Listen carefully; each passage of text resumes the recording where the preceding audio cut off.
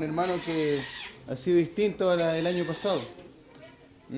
Distinto, y eso es gracias al Señor, ¿no? Porque han habido visita todos los días y eso es para agradecerlo. Ahora nosotros hacemos nuestra tarea, el Señor tiene que hacer la suya. Y el Espíritu Santo, nosotros no somos el Espíritu Santo, ¿ya? Así que solamente uno debe exponer, pero gracias al Señor que ya hay un alma, ya, un niño. No hay que menospreciar porque es un niño, al contrario, tiene mucho por qué ganar ese jovencito, ¿ya? Así que lo único sí que se va para arriba, ¿ah? uno, como dice, nunca sabe para quién trabaja, ¿ah?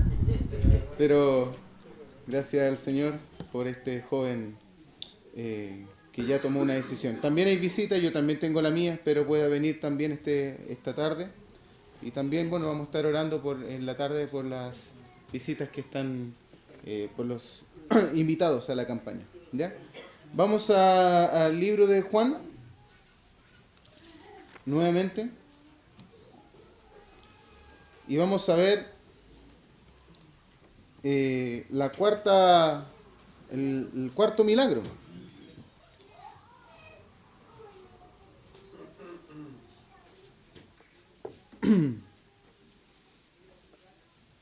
El cuarto milagro está entonces en Juan capítulo 6.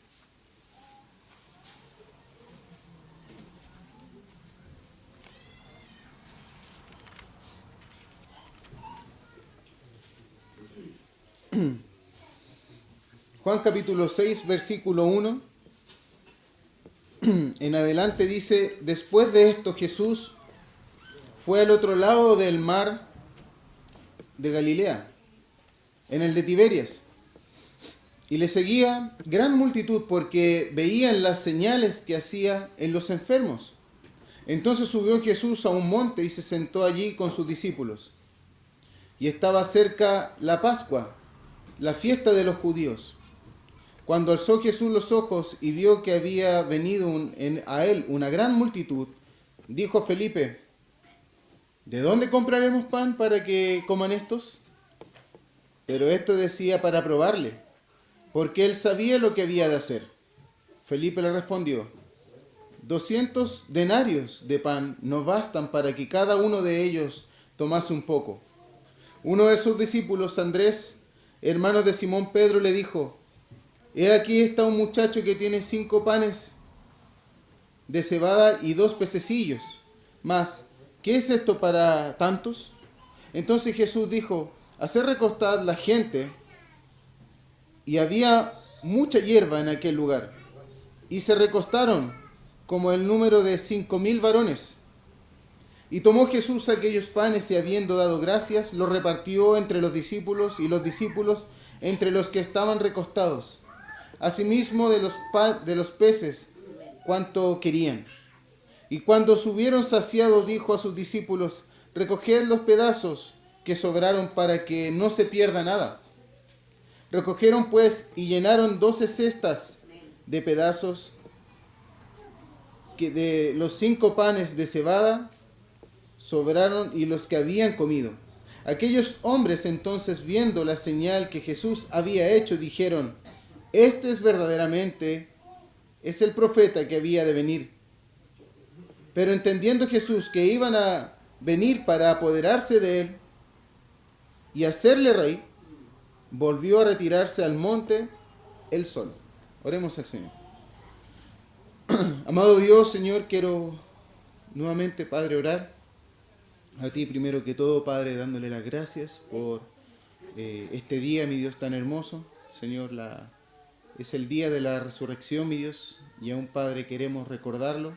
Y gracias, Padre, le damos por la resurrección, mi Dios, de nuestro Señor. Gracias, Padre, por la salvación que tenemos. Y aún, Padre, rogamos a ti, Señor, hay gente quizás que no te conoce en medio nuestro, y que hoy día, Padre, pueda ser el día aceptable. ¿Por qué no, mi Dios? Señor, usted, Padre, es el que hace la obra. Nosotros, Padre, solamente somos un portavoz de su palabra y de su mensaje. Señor, le rogamos su dirección y su bendición, Padre, en los méritos de nuestro Señor Jesús. Amén. Amén. Bien, había una gran multitud que le seguía, dice el versículo 1, el versículo 2, perdón, porque veían las señales que hacía en los enfermos. Ya supimos, ¿cierto?, como cuando estuvo en Galilea, cuántas señales él no hizo porque la gente le honraba en aquel lugar. ¿Se acuerdan? ¿Mm? Y el Señor Jesucristo va de Galilea al otro lado y va a Tiberias. Y mucha multitud, mucha gente le seguía porque iba tras Jesús, tras las señales. ¿Cuál era la motivación de la multitud? En el versículo 15 dice que a él le querían hacer rey. Entendieron que era el Mesías. Entendieron que hacía grandes señales y prodigios y la gente ya estaba siendo un poco inquietada porque veía en Jesús las señales de la profecía. Pero la gente, muchos, y como lo leímos también en los otros mensajes, muchos le seguían porque veían en él señales y prodigios. Pero ¿esto es realmente importante? Espero que si tú vas tras Jesús, no sea por las señales, no sea tras el milagro, no sea tras el beneficio, ni porque puede hacer algo importante en tu vida. Es cierto que quizás haga cosas importantes, como lo vimos ayer, hizo un milagro hermoso en la vida del hombre, el paralítico, ¿cierto? Es cierto que él sana, es cierto que él beneficia a sus hijos incluso, pero no debe ser la motivación. No debemos ser como esa multitud, ¿ya?, que solamente iba y luego Jesús se lo declara nuevamente en el versículo en el versículo 26 del mismo Juan. Dice el Señor Jesucristo que lo buscaban no porque habían visto las señales, sino porque comieron y se saciaron. Esa multitud fue saciada en aquel milagro y la multitud le quería ser rey y también le seguía porque era bueno estar con Jesús. ¿Saben, hermanos? Hay que tener mucho cuidado con la motivación del por qué seguimos a Jesús. ¿Qué pasa si Jesús hace algo para probar su vida? Hubo un hermano que lamentablemente no está aquí y que yo me acuerdo muy bien cuando él dijo, y lo dijo, no sé, yo lo escuché, parece que se lo había dicho el pastor, pero él le dijo: yo sigo al Señor, pero que no me toque a mis hijos. Y lo dijo muy firmemente este varón. Lamentablemente hoy no está con nosotros. ¿Sabe? Hay gente que quiere seguir a Jesús y aún sigue a Jesús mientras todo está bien, mientras todo está en orden. Pero Jesús, cuando nos empieza a probar o a apretar un poquitito, ahí es cuando nuestra fe es probada. Entonces, espero, hermanos, que nuestra motivación no sea porque nos sentimos bien con Jesús, porque Él nos provee, porque Él nos sacia. Uno debe seguir a Jesús porque Él es el Señor, porque Él se merece toda la honra y toda la gloria de nuestra parte.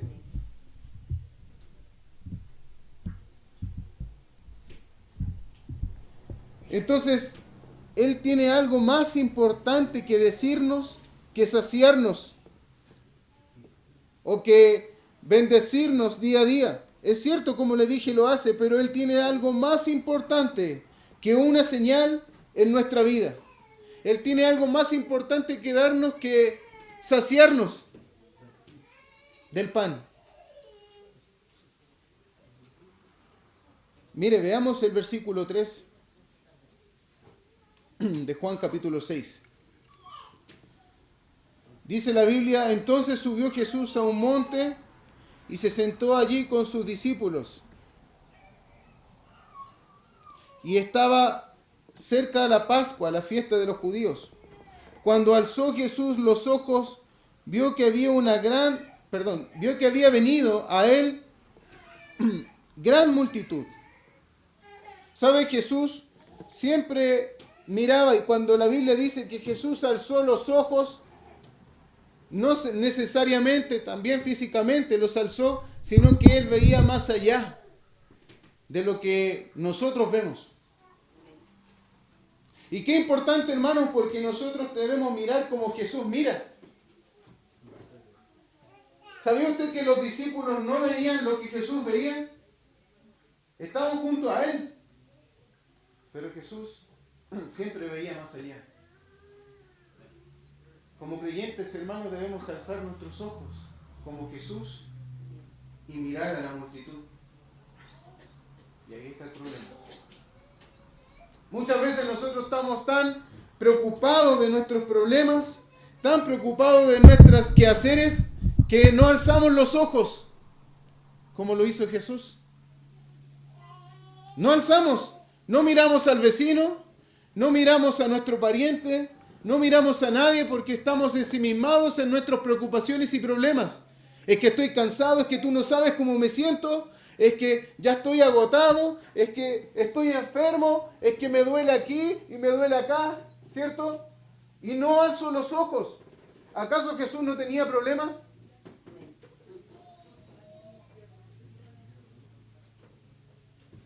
Le hago nuevamente una pregunta. ¿Jesús acaso no tenía problemas personales? ¿Saben mucho? Él lloró en presencia del Señor. Él tenía miedos. Él también tenía conflictos. Es más, uno de sus más cercanos le traicionó. ¿Acaso no tenía razón para desanimarse? Pero él alzaba los ojos y su corazón estaba en la multitud y en el perdido. Qué importante, hermanos, es que entonces no nos ensimismemos y siempre alcemos nuestra vista hacia la multitud.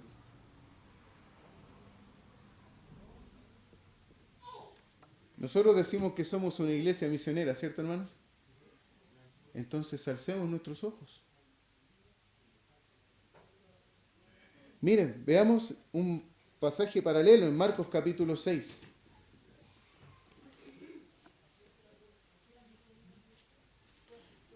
Marcos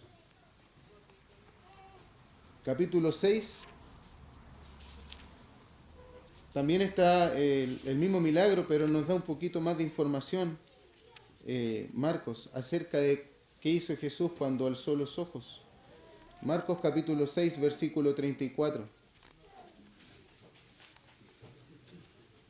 El mismo versículo paralelo, pero este nos da un poquito más de información. Dice, y salió Jesús y vio una gran multitud. Pero mire lo que dice después. Y tuvo compasión de ellos, porque eran como ovejas que no tenían pastor. Y comenzó a enseñarles muchas cosas. ¿Sabe? Antes de alimentarlos, el Señor Jesucristo les enseñó su palabra. Qué interesante y qué importante, hermanos, porque Jesús no quería saciar a la multitud de pan y de peces. Jesús quería alimentarlos de la palabra del Señor. Cuando Él alzó los ojos, Él tuvo un sentir. Él tuvo compasión de ellos. ¿Sabe, hermano, cuánta gente entonces a nosotros nos rodea muchas veces y nosotros no tenemos el mismo sentir que tuvo el Señor Jesús? No somos compasivos por naturaleza. El Señor Jesucristo tenía ese gran atributo porque Él tenía compasión de la multitud. Y sabe, el Señor Jesucristo nos pidió que nosotros siguiéramos sus pisadas. Y uno de los sentires que debemos desarrollar, hermanos, es la compasión. ¿Qué es compasión? ¿Sabe lo que no es compasión? No es tener lástima. venía en el vehículo, ¿cierto? Y vimos a un hombre tirado en la calle, ebrio. Y ese es un sentimiento de lástima porque uno dice, pobre hombre, ¿cierto? Está tirado, quizás estuvo toda la noche ahí tirado el hombre, ebrio, quizás hasta lo asaltaron. Parecía un muerto ahí, tendido en pleno Vicuña Maquena. Es triste, pero eso es lástima. ¿Por qué razón? Porque yo no me detuve en el vehículo.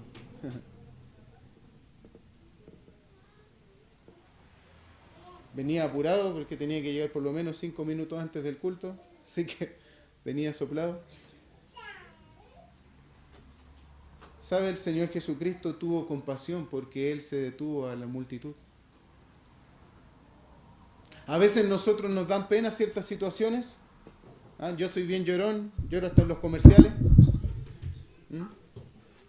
Mi esposa de repente se ríe porque cuando veo películas me mira en los ojos y ahí están goteando.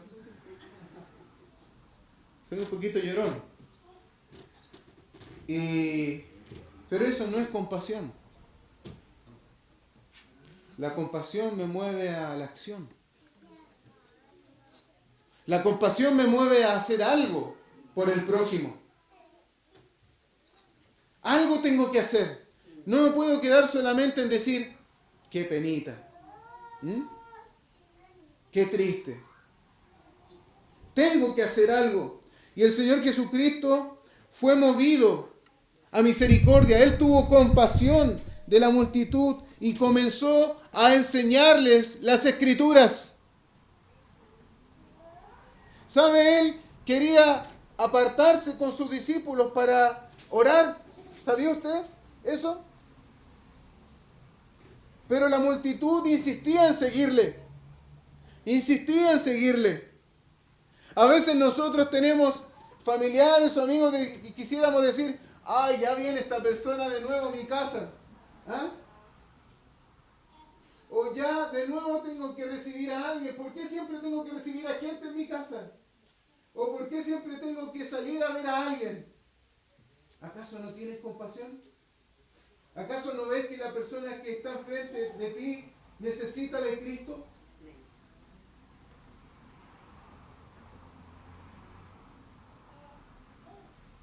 La multitud, hermanos, necesita de Cristo. Y nosotros no podemos ser egoístas en nuestros pensamientos. Debemos ser compasivos. Veamos lo que significa ser compasivo. Compasivo significa ser movido desde las entrañas. Un sentimiento que me motiva a hacer algo por la persona. Eso lo saqué del diccionario. Movido desde las entrañas. Esa sensación de que yo no me puedo quedar tranquilo, algo tengo que hacer, porque esta persona necesita de Dios. Ser compasivo. Entonces, nosotros, hermanos, debemos alzar nuestros ojos. Deja de mirar tus problemas. Deja de mirar cuán cansado o cuán triste te sientes o cuán dolido te sientes y mira hacia la multitud.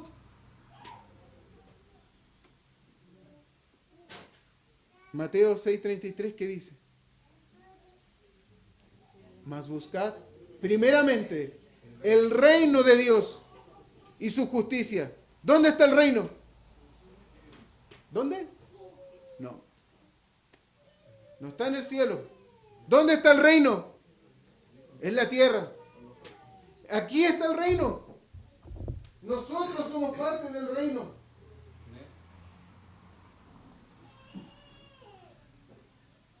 Cuando el Señor Jesucristo dice buscar primeramente el reino de Dios, significa que yo debo mirar acá y trabajar por la iglesia. Primeramente, agradar al Señor, que es el Rey de este reino. ¿Y qué quiere el Señor, el Rey? ¿Qué quiere el Señor de mí? ¿Qué dijo en Mateo capítulo 28? Al reino. a los que eran parte de este reino. Por tanto, id y predicad el Evangelio, id y haced discípulos a las naciones. Entonces, hermanos, nosotros debemos tener el mismo sentir que tuvo nuestro Señor Jesucristo. Él alzó los ojos y tuvo compasión de la multitud. Mire cómo vio Jesús a la multitud. Dice que la vio como ovejas sin pastor. ¿Sabe, amigo? Cristo a ti te ve como una oveja sin pastor si no estás con Él como pastor. ¿Y cómo es una oveja? Hace tiempo atrás aprendimos, ¿cierto? Y me acordé mucho del mensaje del pastor Luis, y me acuerdo que lo escuché de él, acerca de una oveja. Y en realidad noté algunas informaciones también que tenía en mi mente. ¿Qué problemas? ¿Sabes? La oveja es una oveja, es un animal muy particular. Yo creo que a mi hijo le gustan los animales, pero él nunca me ha pedido una oveja.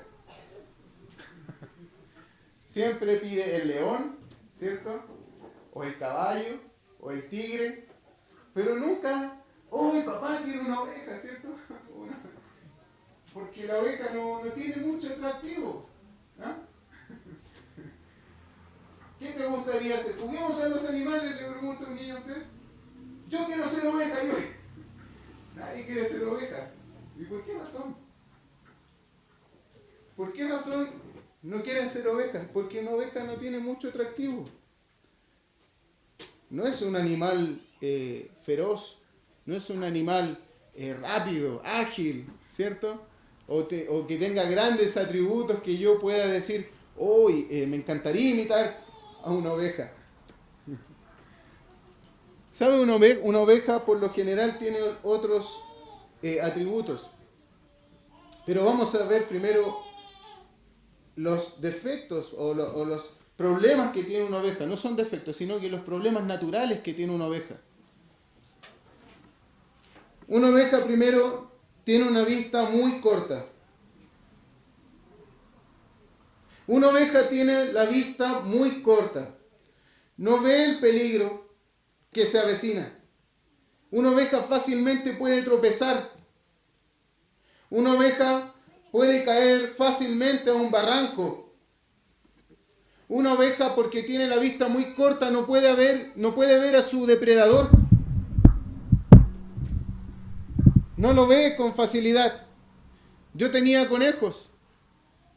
A mí me gustaba tener conejos. Y sabe, el conejo es prácticamente también un animal muy indefenso, ¿cierto? Pero ¿sabe qué particularmente tenía el conejo? Que cuando sentía algo, tenía unas orejas muy buenas, un oído muy bueno, y sentía inmediatamente y empezaba a golpear el piso. O se quedaba detenida cuando sentía algo. Pero la oveja no tiene eso. Ni siquiera tiene un buen oído para oír bien. Tampoco tiene un buen olfato. Tiene la vista muy corta. Y cuando Jesús te mira a ti, sin Cristo, cuando te mira y te ve fuera del redil, ¿sabes cómo te ve? Como una oveja que necesita un pastor, porque tú tienes la vista corta y no ves el peligro que se te avecina. No lo ves. No ves cuando tropiezas. No ves si estás en peligro de un depredador. Generalmente cuando un padre tiene a un hijo, o sobre todo a una niña, ¿cierto? La cuida mucho, ¿cierto? Y el padre generalmente le dice, tú no tienes idea. No tienes idea, hija, ¿cierto? O no tienes idea, hijo. Cuídate. Generalmente una oveja sin pastor no sabe el peligro que se avecina. No lo conoce. Y sabes, si tú no tienes a Cristo, no tienes idea el peligro que se te puede venir o el peligro que se te avecina. no sabes si puedes caer un barranco. Simplemente porque no has querido seguir a Cristo. Estás como una oveja sin pastor. ¿Sabe la oveja por eso es que necesita un pastor? Porque tiene la vista corta. Necesita que la guíen. Aprendíamos con el pastor, ¿cierto? La vara del pastor. Y la vara sirve para guiar a la oveja.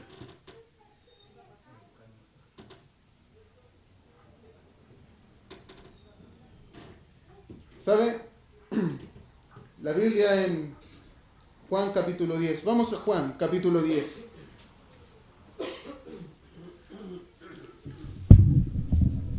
Versículo 10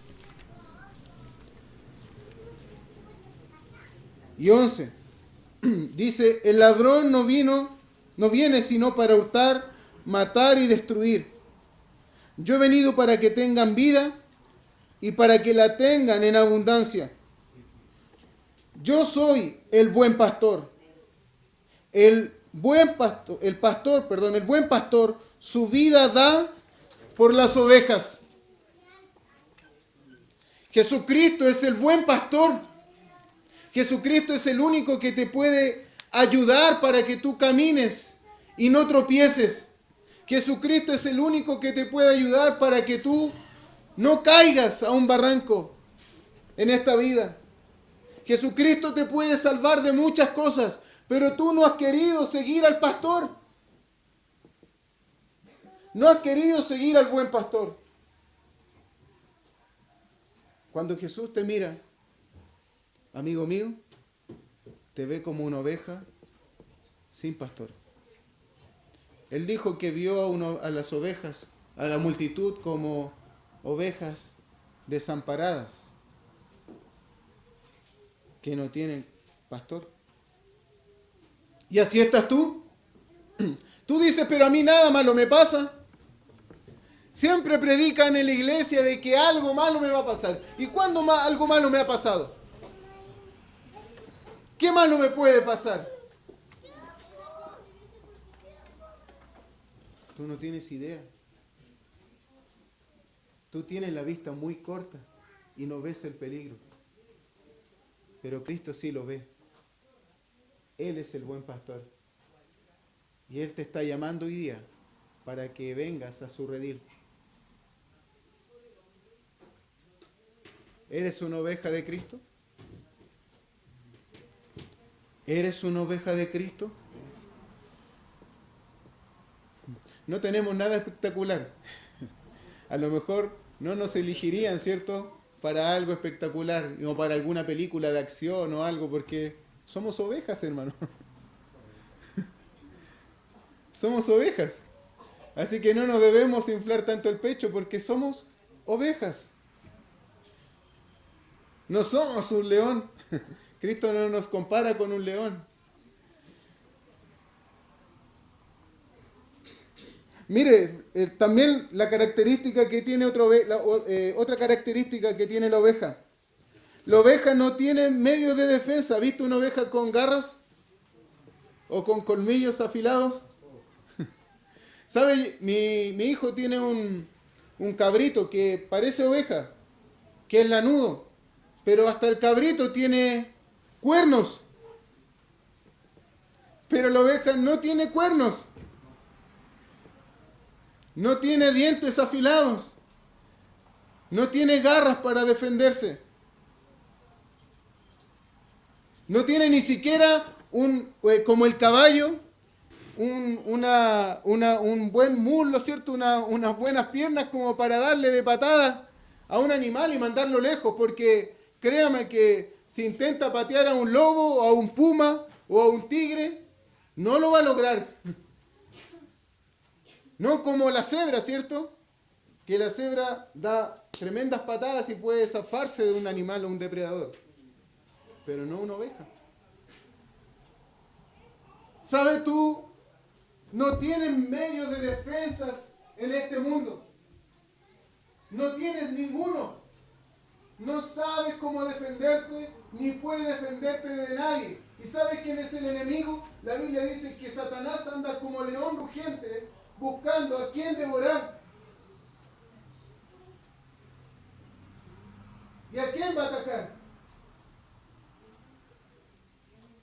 A la oveja que está desamparada.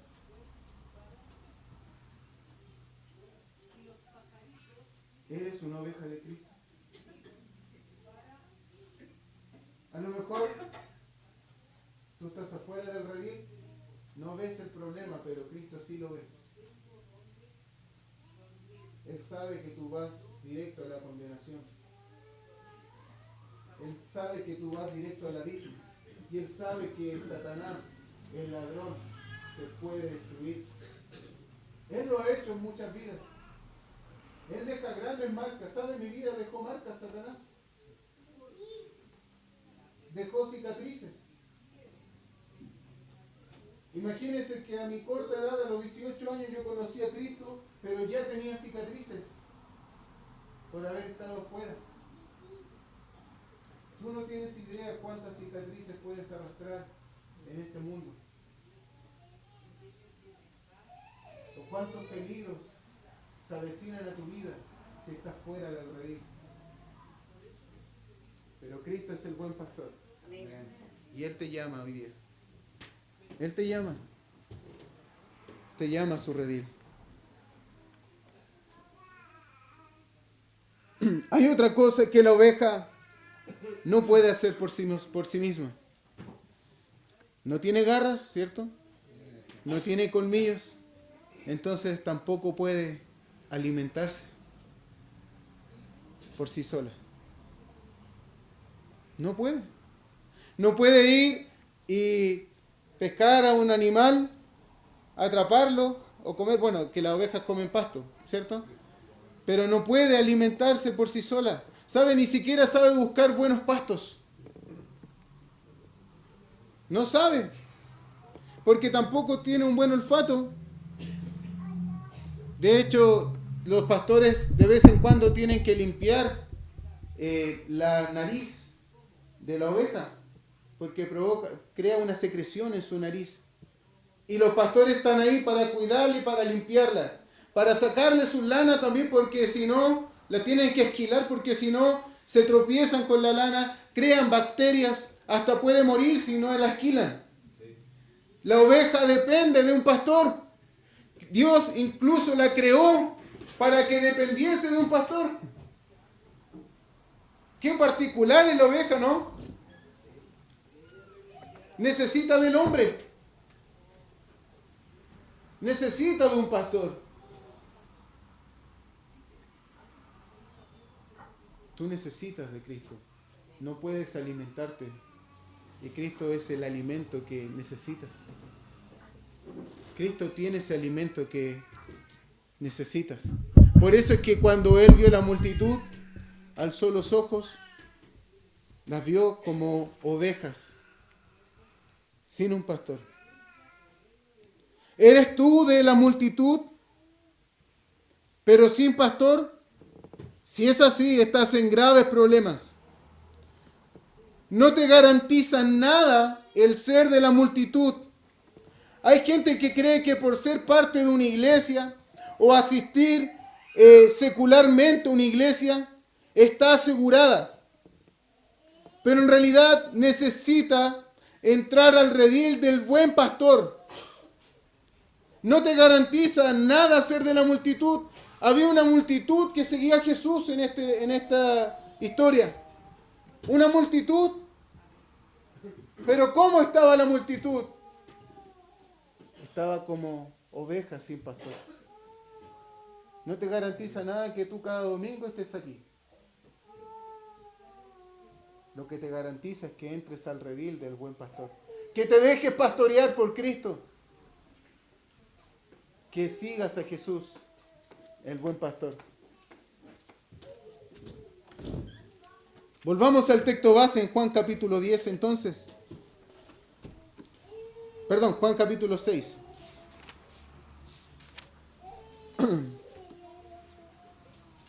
Entonces sigamos leyendo porque hay algo interesante aquí también, hermanos. Cuando Jesús entonces alzó los ojos, vio la multitud, dice el versículo 6, y dijo a Felipe: ¿de dónde compraremos pan para que coman estos? Pero esto decía para probarle, porque él sabía lo que había de hacer. Felipe le respondió: 200 denarios de pan no bastarían para que cada uno de ellos tomase un poco. ¿Sabe dónde tenía la vista Felipe?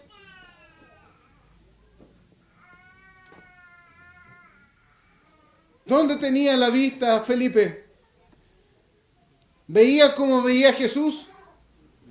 Por supuesto que no. ¿Tenía el mismo sentir que tenía Jesús, Felipe? Por supuesto que no. ¿Sabe? La multitud tuvo hambre. Ya era de noche. Habían estado todo el día siguiendo a Jesús. Y también se hizo tarde porque estaban escuchando las enseñanzas del Señor. Mire lo que dice. Vamos nuevamente a Marcos, capítulo 6. Vamos a estar viendo Marcos y Juan, así que si usted puede marcar Marcos, márquelo también. Marcos capítulo 6, entonces, versículo 35, nos da más información de esta conversación que tuvo Jesús con Felipe. Marcos capítulo 6, ahora el versículo 35 dice: cuando ya era muy avanzada la hora. Se dio cuenta, había pasado todo el día. Algunos se asustan porque la predicación dura mucho, ¿cierto? Imagínense haberse sentado con Jesús a escuchar la enseñanza. Muchos hubiesen dicho, como en el WhatsApp, ¿cierto? Ya vos, ya vos, como los varones, ¿cierto? Cuando se alarga la reunión nos paramos y nos ponemos ahí, ¿cierto? Pero ¿sabe? Jesús estuvo todo el día enseñándole a la multitud. Todo el día. Ya la hora era avanzada y los discípulos estaban ahí incluso con Jesús. En algún momento le dijeron: despídela a la multitud. Ya es tarde. Pero miren lo que dice el versículo 35. Dice que la hora avanzada y se acercaron a él diciendo: el lugar es desierto y la hora muy avanzada. Aquí dice el versículo 36: despídelos para que se vayan a los campos y aldeas alrededor y compren pan, pues no tienen que comer. Que se vayan. Que se vaya la multitud. Cero compasión, hermanos. Ellos no veían lo que veía Cristo. Por eso es que a veces yo le digo, la multitud, hermano, el perdido está para que nosotros les hablemos y busquemos las instancias para predicarles. Es verdad que a mí me gusta conversar. Pero quiero decirle algo. Cristo nos muestra que debemos predicarle al perdido. No despacharlos. No despedirlos. No que se vayan pronto. Si hay un motivo y si hay un objetivo de predicarle al perdido, es necesario quedarse. Es necesario. Si el perdido quiere escucharte, es necesario que te quedes conmigo. No digas como los discípulos: despídelos, que otros le den de comer. ¿Y si le da de comer el enemigo? ¿Y si le da de comer el enemigo, hermanos? ¿Y si le da de comer otro, el asalariado? ¿El que no es el buen pastor? ¿Por qué Jesús involucró a los discípulos en este milagro? ¿Qué detalle? Porque solamente hay 2 milagros donde involucra a sus discípulos Jesús. Este es uno, y el otro es cuando le pide mover la piedra de la tumba de Lázaro. Pero aquí involucró a los discípulos. Veamos. Entonces, hermanos, la multitud El perdido tiene necesidad y el Señor espera que nosotros le demos de comer. Mira el versículo 37 de Marcos. Respondiendo él y le dijo, dadle vosotros de comer.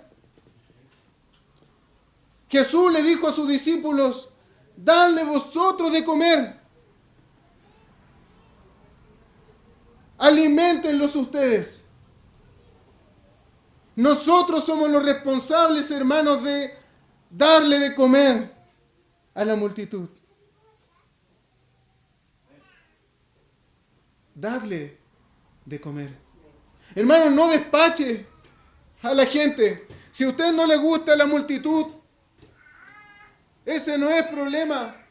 En realidad el Señor nos manda a ir y a ser discípulos. No se trata de caracteres, no se trata si me gusta o no me gusta. Se trata de obedecer al buen pastor.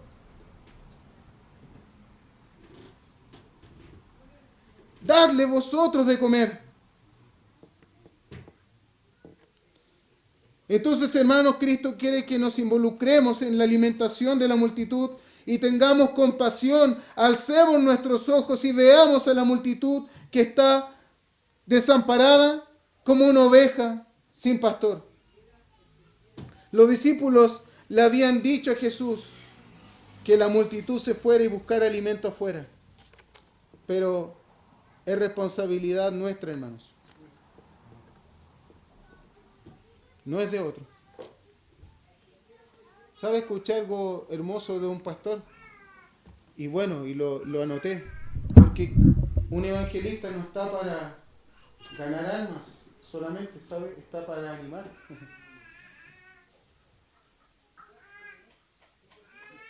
A veces la gente descansa en que no, es que él tiene el don. Él tiene el don de evangelismo, así que él le predique. ¿Acaso todos eran evangelistas? ¿Acaso le dijo el Señor, evangelistas, id por todo el mundo? ¿Acaso Jesús le dijo a algunos nomás porque algunos eran evangelistas entre los apóstoles? Hermano, la responsabilidad es de todos los creyentes. Y usted debe aprender a darle de comer al perdido. Debe de aprender.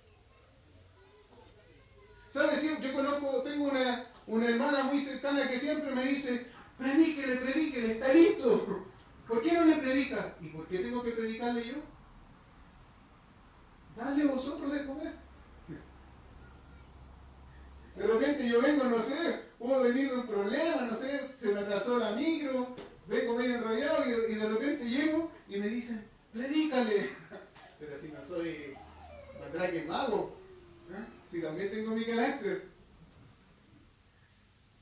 Si tú ves la necesidad, si tú alzaste los ojos, predica tú. Dale tú de comer. No esperes que otro le dé de comer. No esperes que otro le dé de comer. A lo mejor has fallado en eso. Hermano, a lo mejor has fallado. Y el Señor hoy día te está animando y te está diciendo que la responsabilidad es tuya. Que tú debes alzar los ojos. A lo mejor estás tan preocupado en tus problemas y no has alzado los ojos. ¿Acaso no tienes a un perdido cerca tuyo? ¿Acaso no tienes a un familiar que no le predica simplemente porque te da vergüenza? ¿O porque no te sientes capacitado? Darle vosotros de comer. Prepárate, hermano, para alimentar a la multitud.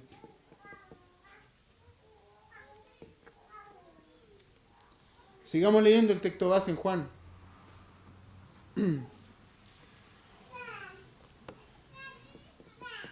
Juan capítulo 6, entonces el versículo 8. Uno de sus discípulos, Andrés, hermano de Simón Pedro, le dijo, Aquí está un muchacho que tiene 5 panes de cebada y 2 pececillos. Mas, ¿qué es esto para tantos? ¿Sabe? El pan no está ahí por casualidad. Miren lo que dice el mismo capítulo, Juan capítulo 6, versículo 30. Le dijeron entonces, luego la multitud siguió a Jesús después de ser alimentada por los panes y los peces. Y el versículo 30, la multitud siguió a Jesús y ellos le dijeron, la multitud le dijo entonces, ¿qué señal pues haces tú para que veamos y te creamos? ¿Qué obra haces? Nuestros padres comieron el maná en el desierto. Como está escrito, pan del cielo les dio a comer. Jesús le dijo, de cierto os digo, no os dio Moisés el pan del cielo, mas mi Padre os da el verdadero pan del cielo. Porque el pan de Dios es aquel que descendió del cielo y da vida al mundo. Y le dijeron, Señor, danos siempre este pan. Jesús le dijo, yo soy el pan de vida. El que a mí viene nunca tendrá hambre. Y el que en mí cree no tendrá sed jamás. Amigo, si tú estás afuera y no sabes alimentarte, Cristo es el pan de vida. Cristo es el pan. ¿Sabe? El pan es un tipo o un símbolo de Cristo.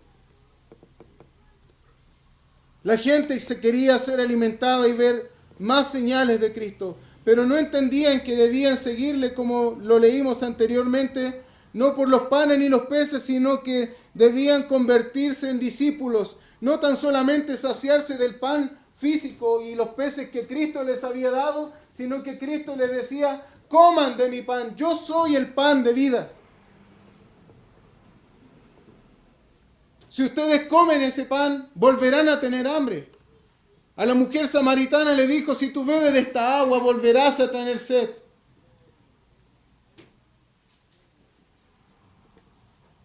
Pero Jesús dijo, yo soy el pan de vida y el que a mí viene, nunca tendrá hambre. Nunca tendrá hambre. ¿Sabes si tú tienes hambre hoy día espiritual y no hayas cómo saciarla? Es porque tú estás afuera del redil. Eres una oveja que no sabe alimentarse. Estás afuera. ¿Sabe? Yo le contaba en la mesa al hermano Felipe y hermana Gabriela que antes de conocer a Cristo yo andaba picando por acá y por allá, buscando respuestas en esta vida. Iba a conferencias de ufología y otras cosas más. Estaba buscando algo. ¿Sabe? Esa hambre espiritual. Porque yo quería encontrar respuestas y las buscaba en el mundo. Pero hasta que conocí a Cristo, el pan de vida, y nunca más tuve hambre. No tuve necesidad nunca más de indagar, hermanos, porque fui saciado. Amén. Nadie más me tuvo que decir nada de afuera porque eran futiles las otras filosofías, vanas, sin sentido. Todavía el hombre anda buscando vida afuera. Mandaron una sonda espacial, yo le contaba a mi hermano Jorge, que anduvo 20 años rondando por el universo. Llegó a Júpiter y no encontró nada. 20 años anduvo esa sonda. ¿Qué está buscando? Tú tienes hambre. Tú tienes hambre, amigo. Pero Cristo es el pan. Cristo es el pan de vida. Deja de buscar ahí y por acá y por allá. Porque una oveja sin pastor no sabe alimentarse. Come malas hierbas a veces. Puede hasta morir comiendo algo malo. Se puede hasta envenenar. Necesitas que Cristo te sacie. Y Cristo sació a la multitud. pero no tan solamente del pan físico, sino que del pan espiritual.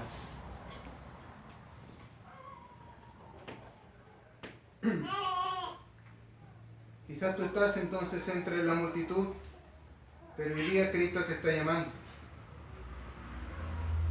Jesús dijo, yo soy la puerta, y el que por mí entrare, hallará pastos. Juan capítulo 10. Entrará y saldrá y hallará pastos. Los verdaderos pastos. Los que Cristo te puede dar.